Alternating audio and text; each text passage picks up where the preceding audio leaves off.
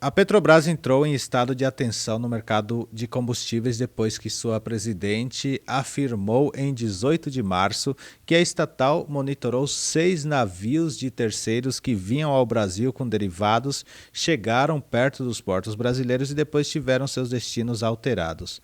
Segundo ela, isso ocorreu em meio ao ambiente de forte incerteza criado pela guerra no Oriente Médio, que elevou os preços internacionais, encareceu fretes e seguros e aumentou a disputa global por cargueiros e produtos disponíveis. A presidente também explicou que, diante desse cenário, a Petrobras decidiu suspender os leilões de diesel e gasolina previstos para esta semana para reavaliar os estoques e evitar uma situação em que a empresa entregasse muito volume de uma vez e depois faltasse produto no dia seguinte.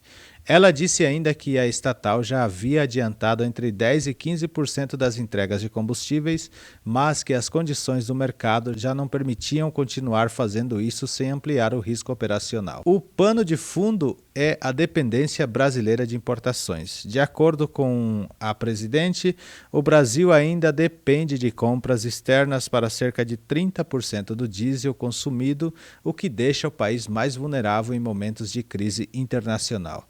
Já uma reportagem da Reuters, citada pela Infomoney, aponta que cerca de 25% do diesel consumido no Brasil é importado, mostrando que o mercado segue estruturalmente dependente de oferta externa em uma faixa relevante.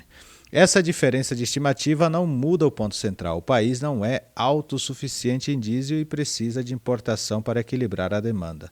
O fator econômico que agravou o problema foi a defasagem do preço interno em relação ao mercado internacional. Em 16 de março, a Abicom informou que, mesmo após reajuste recente, o diesel da Petrobras ainda estava a 60% abaixo do preço de paridade de importação e que seria necessário elevar o valor em R$ 2,18 por litro para igualá-lo ao mercado externo. Na gasolina, a diferença seria de R$ 1,26 por litro.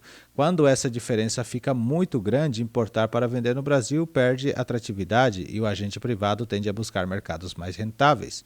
Foi nesse ambiente que surgiram as suspeitas de redirecionamento de cargas. A Petrobras não afirmou categoricamente que os 6 navios mudaram de rota exclusivamente por causa de preços melhores em outros mercados, mas Magda deixou claro que a estatal identificou o movimento justamente no momento em que o abastecimento internacional ficou mais apertado. Analistas ouvidos pela Reuters disseram que a mudança de rota dos navios para mercados que pagam mais é hoje um dos fatores centrais de preocupação com abril. A preocupação do setor privado aumentou porque, além da defasagem de preços, houve relatos de cortes em cotas de fornecimento e de negação de pedidos adicionais.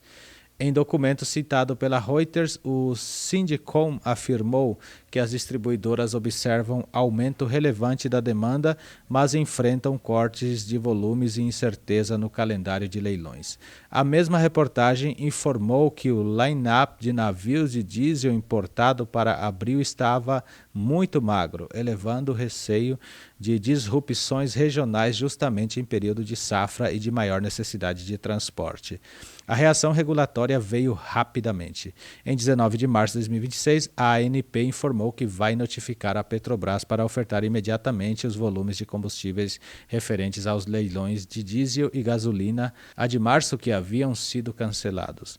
A agência também exigiu da companhia informações sobre importações previstas, produtos ofertados, preços de compra e venda, datas de chegada e até nomes dos navios para aumentar a previsibilidade do setor.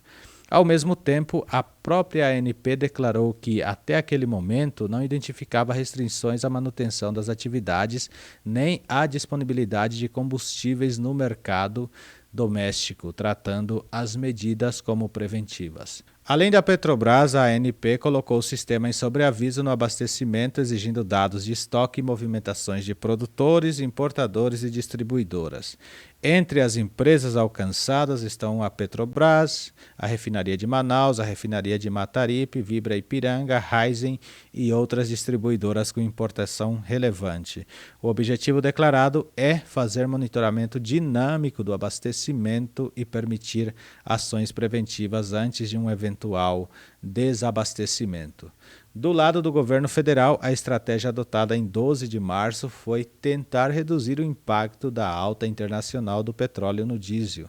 O Ministério da Fazenda anunciou a zeragem do PIS/COFINS sobre o diesel, autorizou subvenção econômica a produtores e importadores e também elevou a tributação sobre exportações do combustível. Segundo o governo, a soma da renúncia fiscal com a subvenção gera impacto potencial de 0,64 centavos de reais por litro na saída da refinaria. A própria Magna Dias antes disse que sem essas medidas o reajuste necessário no diesel seria muito maior. Segundo reportagem da Agência Brasil, ela afirmou que a ação do governo transformou um aumento de 70 centavos de reais por litro em impacto prático de cerca de 0,6 centavos por litro para as distribuidoras graças à combinação entre a subvenção e a desoneração tributária. Mesmo assim, as medidas não encerraram a crise. Parte do mercado alivia que elas ajudam a suavizar o preço ao consumidor, mas não resolvem a raiz do problema, que é a diferença entre o preço doméstico e o preço internacional em um mercado que ainda depende de importações.